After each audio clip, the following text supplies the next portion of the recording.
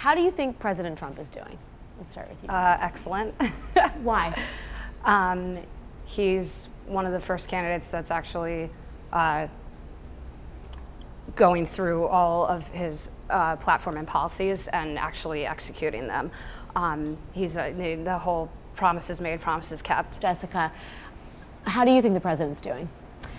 I'm slowly disappointed. I was willing to go into it believing that he would maybe pursue some more responsible fiscal policies, for example, but instead we're getting basically a trade war because of imposing tariffs, and tax reform was a little bit disappointing. Immigration, I feel, is more rhetoric than actual substantial reform. So I would like to see more steps towards some of his original promises that he could have gotten behind. Lauren, how's the president doing? I honestly still feel like I'm living in the Twilight Zone, that Donald Trump is our president.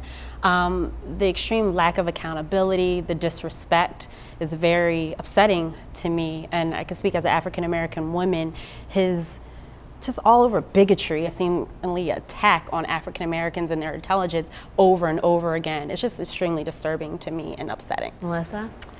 I mean, how much time do you have? Because I remember waking up the morning of the 2016 elections just like bawling in tears. I think he is racist, he is a sexual predator, he just tweets way too much as the President of the United States. I think he's a liar as well. Do you believe in the idea of fake news? Yes, absolutely. I do too. What is the fake news?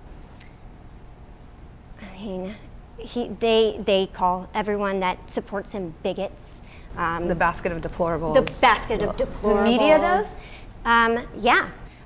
We're talking about fake news against the backdrop of the U.S. intelligence agencies and some officials in the Trump administration saying Russia is actively working to undermine democratic elections in the United States. Who here is worried about that? Just one person. Why aren't you worried about it? Oh, two people. Sorry. I mean, I guess it is a worry, but at this point in time for me, it's what can be done about it. So it's kind of discouraging at this point where you see that there's an issue and no one's working to truly address it. And it goes back to the whole idea of accountability. Nobody is being held accountable for anything that's happening. So myself, I'm starting to get discouraged in the political process. I mean, I still will go to the polls to vote.